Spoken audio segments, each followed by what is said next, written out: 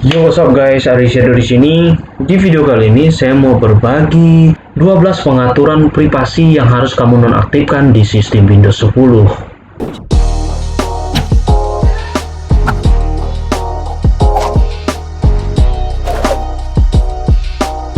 Kalau teman-teman pengguna Windows 10 tentunya semua sudah memiliki yang namanya fitur privasi.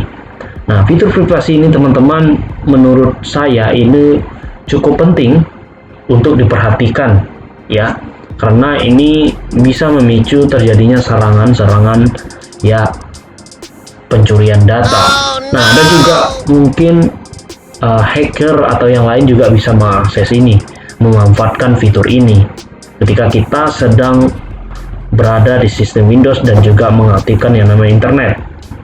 Oke? Oleh sebab itu teman-teman, Microsoft juga memberikan sepenuhnya kepada kita untuk mengatur itu semua ya. Nah, kalau teman-teman tidak pernah mengatur yang namanya privasi, tidak pernah melihat privasi, otomatis itu akan secara default itu akan aktif. Jadi menurut saya ada 12 yang namanya pengaturan privasi yang harus kamu nonaktifkan di sistem Windows 10. Oke, yang pertama-tama, untuk menonaktifkan fitur privasi, maka pertama-tama kita harus masuk ke setting. Ya, pada bagian setting, teman-teman bisa lihat sini adalah privasi. Kita klik privasi. Nah, yang pertama yang harus kamu nonaktifkan adalah bagian general. Bagian general ini teman-teman harus nonaktifkan. Karena apa? Karena di general ini ada hubungannya dengan yang namanya pengiklanan. Kalau teman-teman buat jadi on seperti ini, maka perangkat teman-teman akan menjadi sasaran untuk pengiklanan secara otomatis. Oleh sebab itu saya akan menonaktifkan ini semua. Itu yang pertama. Lalu yang kedua, privasi yang kedua yang harus kamu nonaktifkan adalah inking and typing and personalization, seperti ini. Kenapa teman-teman harus dinonaktifkan? Teman-teman harus tahu bahwasannya di ink ini dan typing personalization ini, semua yang kamu ketik menggunakan keyboard pada komputer di sistem Windows ini maka akan terekam dan akan bisa diketahui oleh pihak Windows Microsoft itu sendiri kalau teman-teman mengaktifkannya. Oleh sebab itu, jadikan ini sebagai privasi kita. Saya off-kan. Yang ketiga adalah privasi yang ketiga adalah aktivitas history. Activity history seperti ini. Teman-teman bisa lihat di sini. Teman-teman bisa hilangkan centang aktivitas history ini agar Microsoft tidak dapat mengakses apa saja aktivitas kita, histori kita, membuka apa saja di sistem Windows ini. Kemudian yang selanjutnya ada yang keempat adalah location.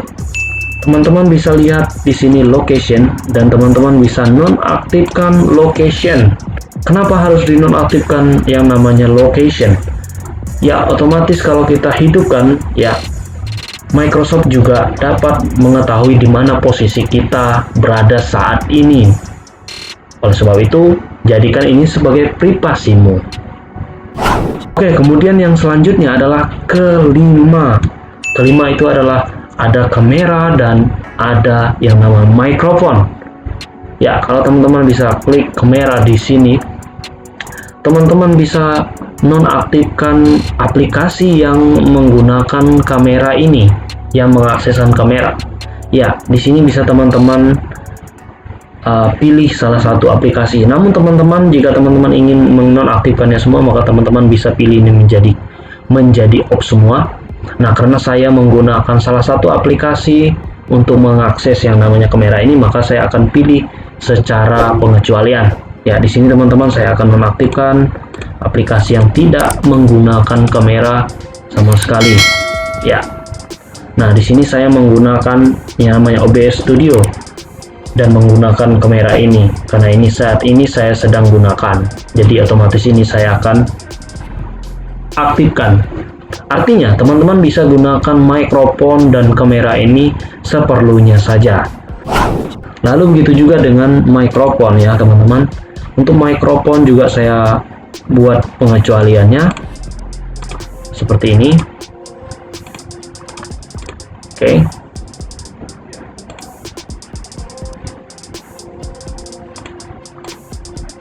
Oke, sudah. Lalu yang keenam adalah menonaktifkan akun info dan akun email. Teman-teman bisa pergi ke akun info. Di sini adalah info. Nah, info akun info. Kalau teman-teman aktifkan akun info ini, otomatis Microsoft juga dapat mengakses email kamu, mengakses yang namanya akun kamu dan mengetahui akun kamu, dan besar kemungkinan dengan begitu juga password dan akun kamu juga diketahui. Ya, oleh sebab itu saya untuk ini bisa pilih akun email saya juga nonaktifkan, dan akun Microsoft konten saya juga nonaktifkan agar tidak dapat diakses. Oke, lalu juga pada bagian email ini juga saya nonaktifkan, baik dari siapa saja ya. Oke, itu. Lalu fitur yang ketujuh, privasi yang ketujuh adalah masalah phone call dan call history. Ya, ini sangat berkaitan phone call dengan call history itu juga. Teman-teman, jika teman-teman pernah menggunakan nama Skype dan melakukan obrolan segala macam menggunakan Skype, kemudian juga teman-teman menghubungkan yang namanya komputer ini ke smartphone yang ada kontaknya, maka teman-teman boleh ini menjadi atur ini sebagai privasi saja agar tidak dapat diakses, agar ini menjadi privasi teman-teman.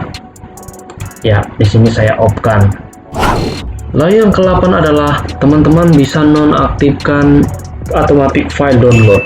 Teman-teman bisa nonaktifkan atau buat di sini allow. Kalau teman-teman melihat lambang ini allow, maka teman-teman pilih menjadi supaya dinonaktifkan. Oke, kenapa? Karena ini akan menjadi otomatis Windows dapat secara otomatis mendownload secara online file dari storage kamu secara berkala ya, melalui OneDrive. Ya, kalau kamu mengaktifkan OneDrive ini. Lalu untuk yang ke-9, ke-10, ke-11, ke-12, di sini adalah masalah dokumen ya,